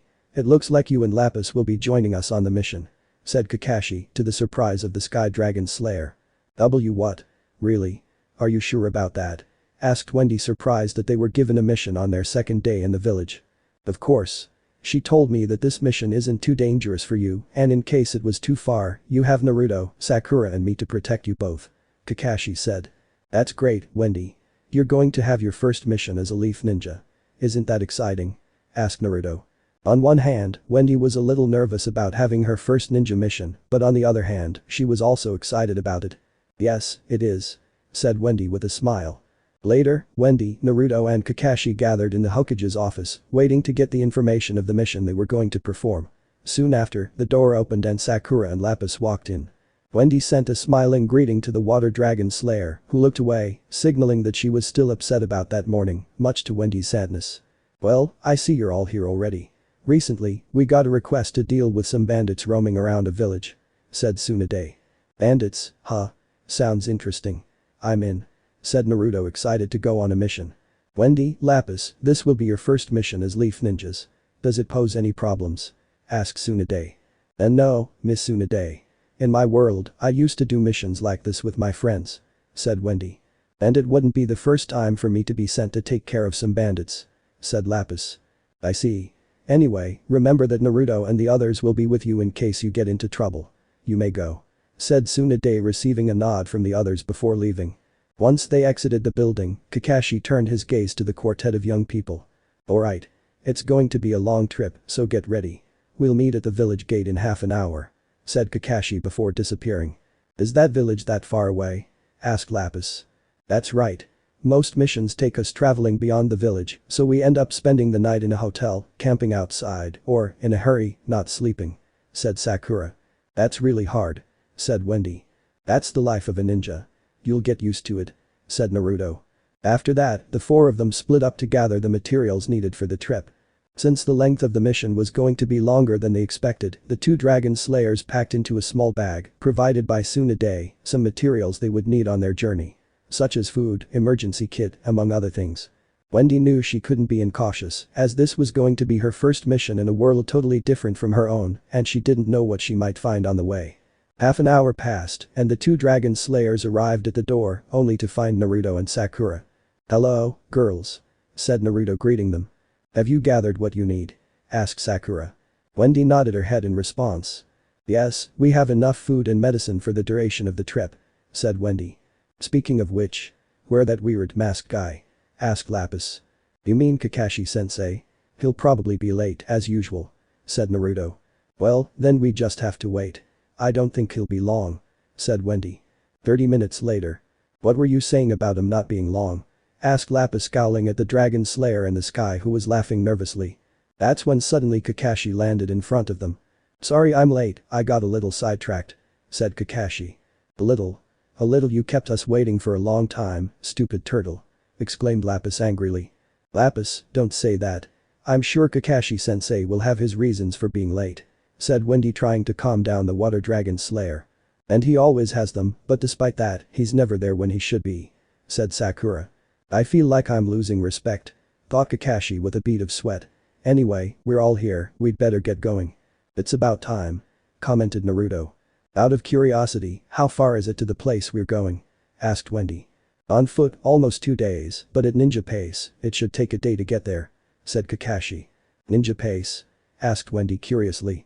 "We ninja wrap the ground of our feet with chakra to give us more speed, not to mention it allows us to easily stick to tree branches," said Sakura.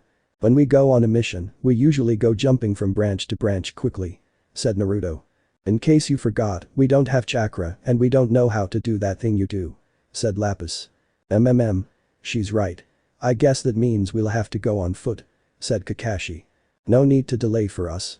You go at your own pace and we'll catch up," said Wendy, trying for a solution to the question. "No way. We're a team now and we won't leave any member behind," said Naruto with determination. "So, I guess you'll have another solution then, right?" asked Lapis, crossing her arms. "What if we piggyback you?" said Naruto, suggesting a new idea. "Piggyback?" asked Lapis, arching an eyebrow. We don't want to be a burden. Really. You don't need to do this for us," said Wendy. "It wouldn't be a problem. We are strong enough to carry you and go very fast without any problems," said Sakura. "You better take the offer. Because once Naruto's decided on something, he won't back down," said Kakashi. "That's me," said Naruto with a wink and a toothy grin. The two dragon slayers looked at each other in a visual debate. Wendy might not like the fact that she might be a burden, and Lapis didn't like the fact that she was carried like a sack of potatoes, but they had a mission to accomplish and they couldn't waste much time, so they decided to use the fastest way. "Alright. We accept," said Wendy. After that, Wendy climbed on Naruto's back while Lapis climbed on Sakura's back. Hold on tight, girls. It's going to be a bumpy ride, said Naruto with a toothy grin. With everything ready, the three ninjas began jumping from branch to branch quickly. Wendy and Lapis were a little shocked at how fast they were going, especially Wendy who, to her, felt like she was flying, and it would be a lie if she wasn't now thinking about how much fun it was. It was already noon the next day when the group of five were continuing their journey. As the sun began to set, because they were far from lodging, they had to make camp in the middle of the forest.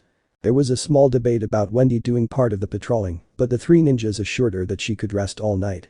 The Sky Dragon Slayer would have been more insistent had it not been for Lapis sending her to sleep. Waking up at sunrise, the five continued their journey. Suddenly, Naruto, Sakura and Kakashi stopped suddenly. "What's wrong?" asked Wendy in confusion. "SHH," expressed Sakura, commanding her to shut up. "We're not too far from the location where the bandits were spotted. They're most likely around here, so we'd better keep the volume low," said Kakashi. The three ninjas jumped off the branch and after landing on the ground, the dragon slayers got off the ninjas carrying them. "Stay close to us," said Naruto before the five of them positioned themselves in case of a possible attack. "Wendy, Lapis, how many can you detect with your sense of smell?" asked Kakashi. Immediately, Wendy and Lapis took to sniffing the air. "I'd say about 30 bandits," said Wendy. "And they surrounded us," said Lapis. "I guessed as much. Whatever happens, don't lose your focus," said Kakashi. Just at that moment, the bandits came out from the bushes to assault them. The five of them were quick to react by launching themselves into the attack as well. Naruto started by gesturing with his hands. "Shadow Clone Jutsu," shouted Naruto before several clones of him formed around him through smoke explosions. Naruto and his clones proceeded to fight the bandits with their fists and kicks. One bandit stabbed a clone with his dagger, but the clone disappeared in an explosion of smoke and before the bandit could react, another clone knocked him down with a punch to the face.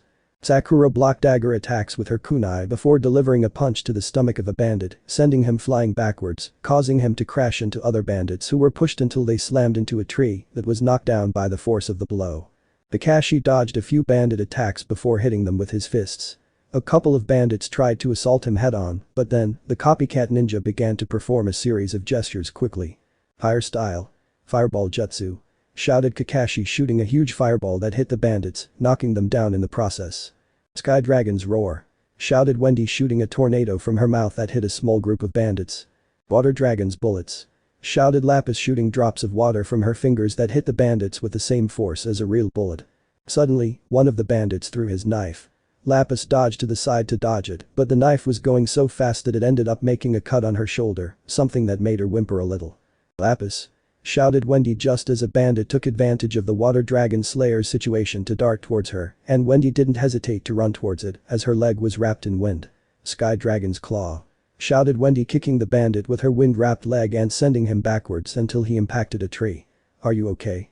she asked Lapis with concern. "I'm fine. I didn't need your help. I could have handled it on my own," said Lapis with annoyance. "But I thought that," began Wendy. "Stop meddling in my life," exclaimed Lapis as she wrapped her leg with water, which worried the Dragon Slayer in the sky. Lapis?" asked Wendy, fearing what she was thinking would happen. "Water Dragon's tail," shouted Lapis, directing her water-wrapped leg at a bandit who was about to attack Wendy from behind and sending him crashing into the same tree that the bandit Wendy had earlier crashed into. Wendy's eyes widened as she saw that he had saved her. "Now we're even," said Lapis before continuing the fight against the bandits. Wendy stood processing what had just happened for a few seconds before remembering the situation they were in and proceeding to continue the fight. Minutes later, the five of them arrived to take down all the bandits present. "Well, this would be the last one," said Naruto as he tossed another unconscious bandit onto a pile of unconscious bandits. "So, have we completed the mission yet?" asked Wendy. "That's right, and I must say you did better than I expected," said Kakashi. "And that was your first mission in our world," said Sakura. Of course. Such weak bandits weren't going to be a problem for me," said Lapis, crossing her arms and raising her head with her eye closed. "Still, you are pretty good. At this rate, you'll go far," said Naruto with a thumbs up. "Thank you, Naruto. So, I guess now it's back to," started Wendy, but then suddenly a bandit jumped out from the bushes with a dagger at the ready and aimed directly at the Dragon Slayer in the sky. "Wendy!" shouted Naruto as the aforementioned turned her head to see the bandit about to stab her. Wendy froze, her eyes wide as the dagger came closer and closer to her, but before it could reach her. Kakashi stepped in front of her and impaled the bandit with a hand covered in electricity. Once the hand stopped emitting electricity, Kakashi pulled his arm out of the bandit's body, who fell dead to the ground. "It was a close call," said Kakashi. "I thought we were done with everyone. How come you didn't detect it earlier?" asked Sakura to Lapis. "He most likely hid his scent in such a way that even a dragon couldn't detect it," said Lapis. "Wendy, are you okay?" asked Naruto with concern. Wendy stood completely transfixed, her eyes wide with horror as she stared at the corpse of the bandit who tried to kill her. Began Wendy in horror before kneeling down next to the corpse. I have to heal him," said Wendy, preparing to use her healing magic. "It's no use, Wendy. He's already dead," said Kakashi. But I didn't want it to end like this," said Wendy with teardrops peeking in her eyes. "Just accept it at once. Believe me, it'll be a lot easier if you do," said Lapis with a lowered gaze. Wendy was petrified as she still stared at the bandit's corpse. Naruto knelt down beside her and put a hand on her shoulder in an attempt to comfort her. After taking care of the bandits that were still alive, the five proceeded to return to the village. Due to Wendy's condition, they decided to make the journey on foot for the remainder of the day. Right now, they were all in the middle of the forest, around a campfire. While the others acted normally, Wendy kept quiet as she watched the fire. "Wendy, don't torture yourself anymore. It's too late to change it," said Naruto in an effort to cheer her up. "I know, but still take a life away just like that," said Wendy. "That's how the ninja world works. We had to learn it on our first mission out of the village," said Sakura, remembering what they had to go through during their confrontation against Zabuza and Haku. "Every mission can become life to death. For a ninja, it's a matter of kill or be killed," said Kakashi. "Besides, if I hadn't killed him, you'd be the one who would be dead," said Lapis. "How come you're handling it better than me?" asked Wendy curiously. Lapis turned her gaze to the fire. "Let's just say I'm used to it, that's all," said Lapis. Wendy fell silent, surprised by the water dragon slayer's response before thinking about what the ninjas said. She was now in a world different from her own, and she had become a ninja. That mission proved that sooner or later she would go on some other mission where the situation could get to the point where she would die on the spot, and if that happened, she would never see her friends, her guild, her family again. She clenched her fists and closed her eyes tightly as she trembled slightly, something that worried the three ninjas a little. "I won't do it," said Wendy, to the confusion of the others, before giving them a look of determination. "I'm not going to kill anyone, nor do I plan to die. I have friends waiting for me in my world. If I die here, I won't be able to see them. So, until I find my way back, I don't plan to die." The others were shocked by the Sky Dragon Slayer's words. "Way to go, Wendy," said Naruto with a toothy grin as he stroked the Sky Dragon Slayer's head. "You better not back out, got it?" "I won't," said Wendy with a smile. "Just by saying that I can tell you'll get by in this world," thought Sakura with a smile. So much confidence. No doubt she must have gone through a lot in her world. There's a lot more to this girl than meets the eye, thought Kakashi. "Friends waiting for you, huh? That's one thing that sets us apart," thought Lapis before returning her gaze to the fire. Wendy might have to go through hard and difficult things in that world, but she's willing to go through anything if it means she can go back to her world and reunite with her own again. Chapter 6 done. A day had passed since Wendy and Lapis's first mission in the ninja world. Soon a day congratulated them for doing a good job and allowed them to rest until further notice. At that moment, Naruto was walking around the grounds of the village. How good it felt to eat all that ramen. I can't eat anymore. Now, I wonder what I should do next," said Naruto, putting his hands behind his head. It was then when he heard something that caught his attention and made him stop. Feeling curious about it, he followed the trail of the sound until he reached a clearing in the forest, just as an explosion happened that caused a curtain of smoke. By the time the smoke cleared, Naruto discovered that, in the middle of the clearing, stood Wendy, breathing heavily. "Wendy?" asked Naruto, confused by what the Sky Dragon Slayer was doing. "Sky Dragon's wing attack," shouted Wendy, shooting a pair of tornadoes from her two arms that hit a couple of trees that were knocked down in the process. Wendy propped herself up on her knees as she was panting from exhaustion. Just as she stumbled and was about to fall, Naruto reached her in time and caught her before she fell all the way down. "Naruto?" asked Wendy, surprised by the Jinchuriki's arrival. Later, Naruto and Wendy were sitting on some stumps while Wendy drank from a bottle of water to refresh herself. "May I know what you were doing here?" asked Naruto, causing the Sky Dragon Slayer to stop drinking to concentrate on the question. "I was training," said Wendy. "Training?" asked Naruto, arching an eyebrow. "Yes. I don't want something like what happened on the last mission to happen again. That's why I decided to get stronger. So I can survive in this world until I can return to my own," said Wendy with a serious expression. Ha. That's very good. In fact, you remind me a bit of me. Said Naruto with a smile. Oh, yes? Asked Wendy. Yes. I used to train continuously with the intention of getting stronger and being able to accomplish my goal, and more so when I discovered the nature of my chakra. Said Naruto. Nature of chakra? Asked Wendy confused. Oh, right. We never explained it to you. You see, chakra has 5 types of elemental natures.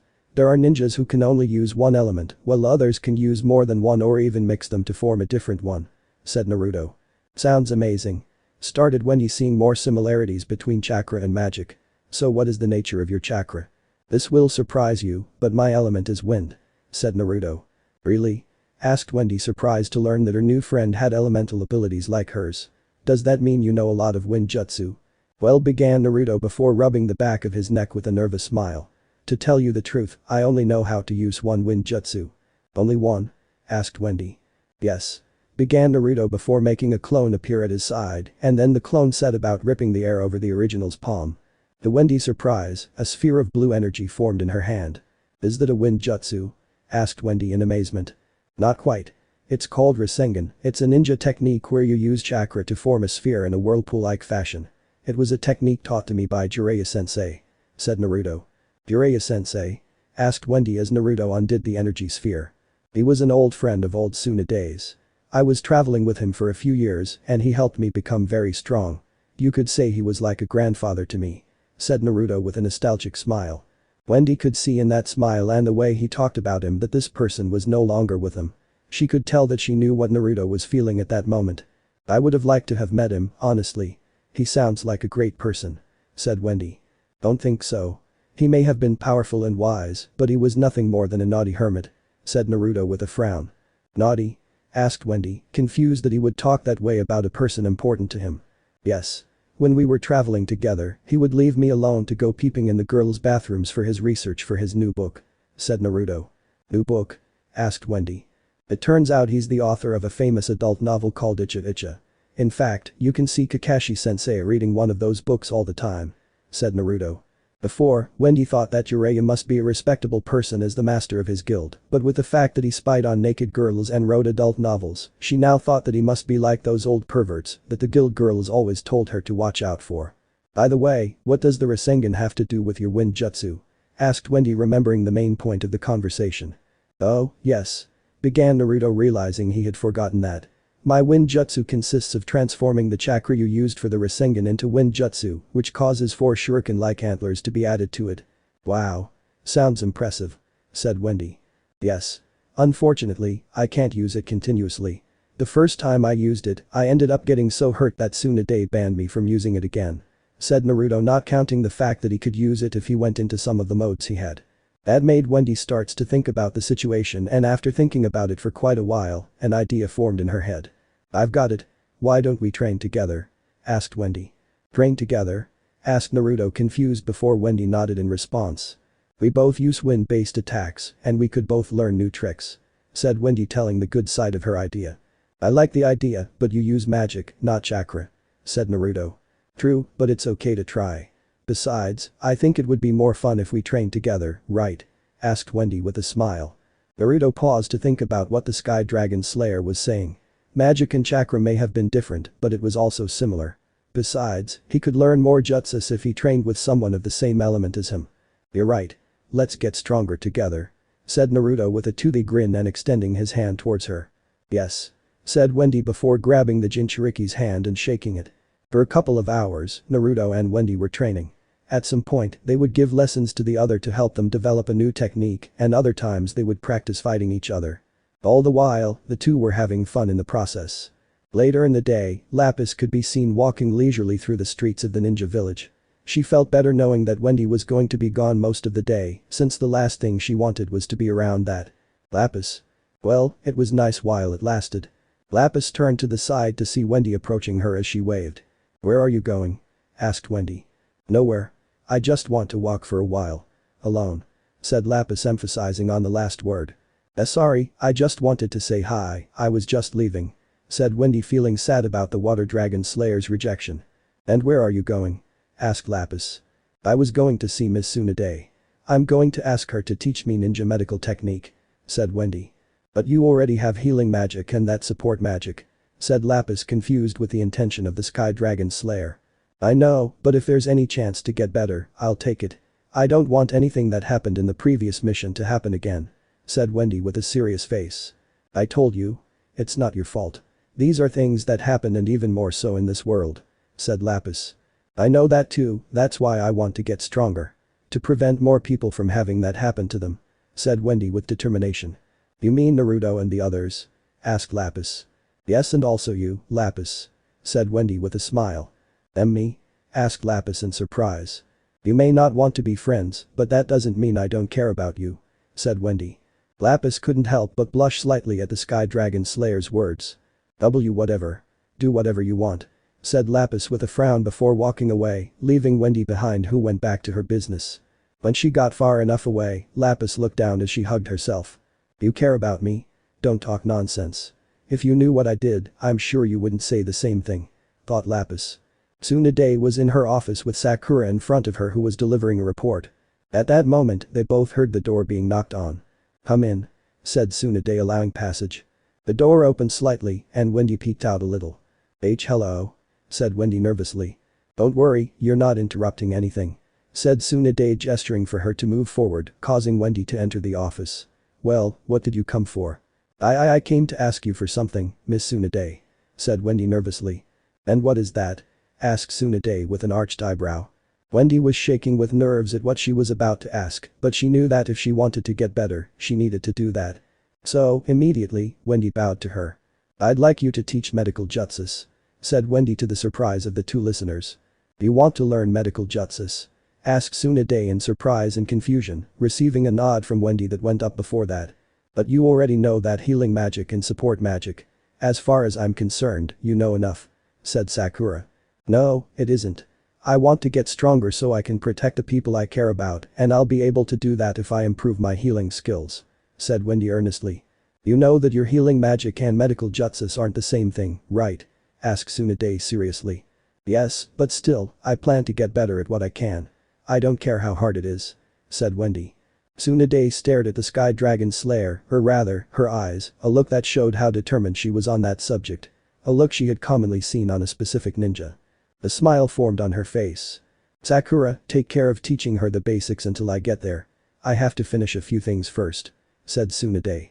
"Understood," said Sakura before leaving with the Sky Dragon Slayer. Soon after, the two were walking through the halls of the Hokage's building. "You're lucky. Not many can learn from Princess Tsunade herself," said Sakura. "Naruto told me she's an expert in medical jutsu," said Wendy. "The best, without a doubt. She was the one who taught me everything I know, and I'm sure you learn a lot. Of course, I'll be sure to teach you a few things," said Sakura. "Thank you very much for the help, Sakura," said Wendy. "You're welcome," said Sakura. Night had fallen over the Hidden Leaf Village, and at that time, Wendy and Lapis were sleeping on their futons. After their meeting that morning, Lapis was walking around some more until "Wendy, are you asleep?" asked Lapis quietly, hoping inwardly that she wasn't. "Yes," said Wendy, much to the Water Dragon Slayer's disgrace. "What's wrong?" "What you said before. About how you cared about me. Did you mean it?" asked Lapis without turning around to look at her. "Of course I did. And I also want to tell you that if you ever need help or someone to talk to, you can count on me," said Wendy without turning around either. "You say that as if you know me, but you don't know anything about me," began Lapis in a saddened tone, which Wendy noticed.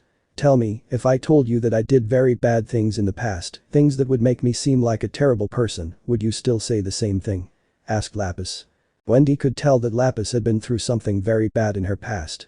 She didn't know exactly what it was, but she did know that it hurt her inside. She might not want them to be friends, but at the very least, she would try to comfort her. "Whatever you did, it doesn't matter," said Wendy to the Water Dragon Slayer's surprise. "That's the past. What matters is the now, and even though we've known each other for a couple of days now, I can tell you're not a terrible person." Lapis fell silent, taking in the Sky Dragon Slayer's words. "Good evening," said Lapis.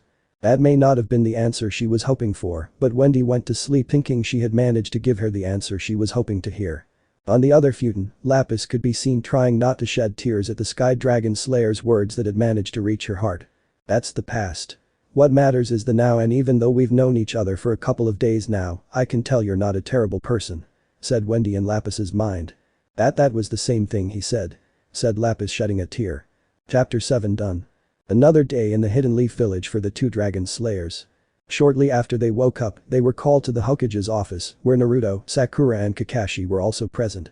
Tsunade entrusted them to be the bodyguards of a noble who was going to travel between countries, and Wendy was determined to fulfill the mission without problems. Several hours later, the five returned having accomplished their mission. But it wasn't an easy mission, as several things happened. The first was when they left the village ready to begin their journey. After gathering everything they needed, the five gathered at the entrance to begin their journey. "Alright girls, you know the drill," said Sakura, preparing to carry Lapis like last time. "Actually, I think I can go on my own," said Wendy, to the surprise of the others except for the Jinchuriki. "Are you sure? Remember that we go at a different pace," said Kakashi. "No problem. Naruto has been helping me to develop a technique that makes me keep up with you," said Wendy. "You did that?" asked Sakura, to the Jinchuriki, confused and surprised. "Yes, and I must say she already handles it perfectly. She goes almost as fast as we do when we're in a hurry," said Naruto with a grin. "Well, if you are so confident, no problem. Just let us know if you have any difficulties," said Kakashi, feeling curious about how Wendy will have to keep up with them. "Understood," said Wendy before she realized one thing and turned her gaze to the water dragon slayer. "Hey Lapis, why don't you let me give you a ride?" What?" asked Lapis, blushing slightly. "Why, you want to take me?" "Yes. But you don't have to accept, you can refuse if you want to," said Wendy kindly. "Oh, of course I'll accept, but only so I won't be a burden to Sakura all the time. And for the record, if anything happens to me it will be your fault, understood?" asked Lapis, slightly blushing. "Sounds good to me," said Wendy with a smile before leaning over, letting Lapis climb on top of her and wrap her arms around her neck. "Hold on tight." "What do you take me for?" asked Lapis with a frown, but still blushing at the situation. "Okay. Ready everyone?" asked Kakashi as everyone got ready to start. The three ninjas started by hopping towards a branch before turning their gaze back to see what Wendy was going to do. The Sky Dragon Slayer held her position, and then, a small blast of air was expelled from the soles of her feet, propelling her like a rocket towards where the others were. Needless to say, the pink-haired girl and the copycat ninja were surprised at that, while Naruto laughed at their reaction. "Haha.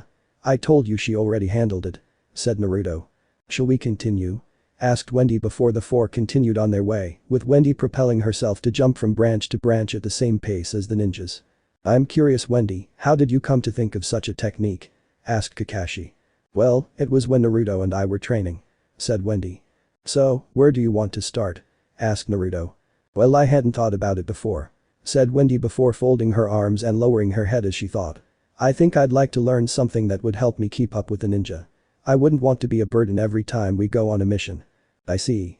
Well, as we told you, we use chakra to power our legs, but I don't know how we could apply that with your magic," said Naruto.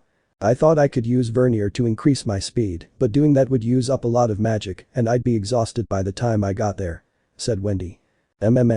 Hey, and isn't there anyone in your world that has any techniques to go faster?" asked Naruto. Wendy got to thinking about that. Throughout her life, she met many people who were fast on their own. Jet because of his speed magic, Urza because of her strength, Lucy because of her spirit magic, and Natsu. Just then, a light bulb went off in her mind. "I've got it.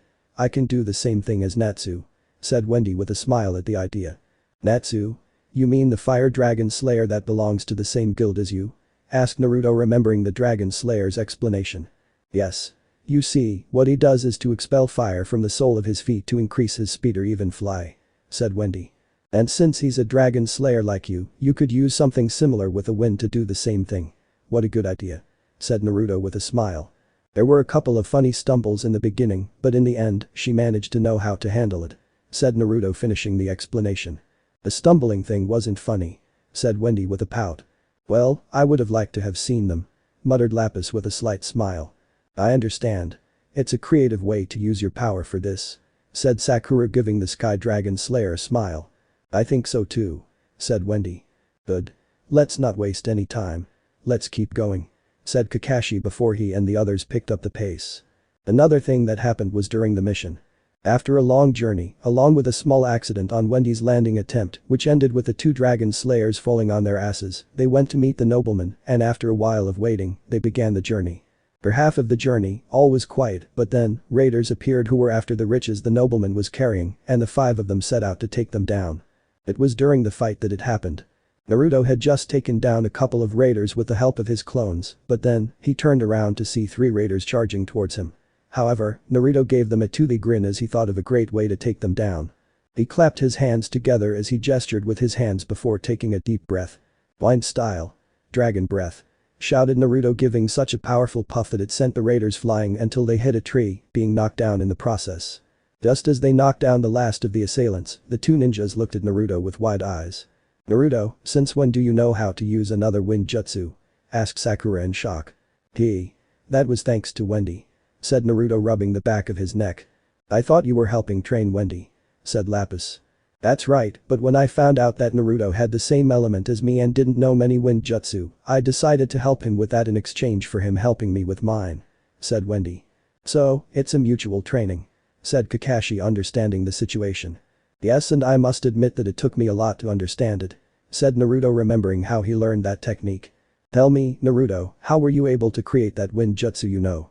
asked Wendy, wanting to get as much information as possible to help her friend.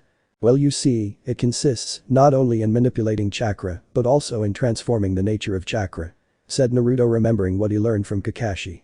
"It sounds complicated," said Wendy. "You can't even imagine. It took me months and many clones to learn it," said Naruto. "Clones?" asked Wendy, confused. "It turns out that one of the advantages of the shadow clone jutsu is that all the experience the clones have is passed directly to me as soon as they disappear. That way, whatever one was learning, I was learning as well," said Naruto. "Sounds like a very useful thing to do," said Wendy. "Yeah, but I don't think that's going to do me any good right now. Hey, how exactly do your magic attacks work?" "Well, what I do is I use the air around me mixed with magic particles, and that's when I launch my attacks," said Wendy, giving her best explanation. "But we don't have magic particles here. Just normal air," said Naruto. "What if we change that?" asked Wendy with an idea in mind. "What do you mean?" asked Naruto. "What if you try to release some of your chakra to mix it with the air? That way, you would only have to concentrate on modifying the chakra that being mixed with the air, it will be like modifying the air itself," said Wendy. "Wow. I would never have thought of something like that.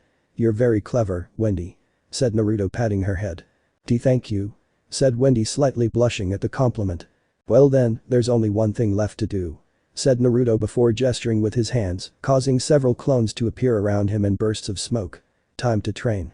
It was very hard and cost me a lot of clones, but in the end, I managed to understand the right amount of chakra to release in order to perform the jutsu," said Naruto. "It's certainly an original way to use chakra nature transformation and chakra modification. I'm surprised even I didn't think of it," said Kakashi. "You're a lot smarter than I thought," said Sakura to Wendy, who blushed quite a bit at the compliment. "It was nothing," said Wendy.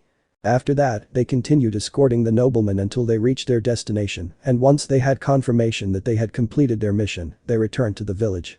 Finally, after reporting everything that had happened in the mission to Tsunade, who was surprised by Wendy and Naruto's new techniques, the 5 went their separate ways, although the Jinchuriki and the Sky Dragon Slayer left to continue their training, although later, Wendy had to leave to continue her medical training.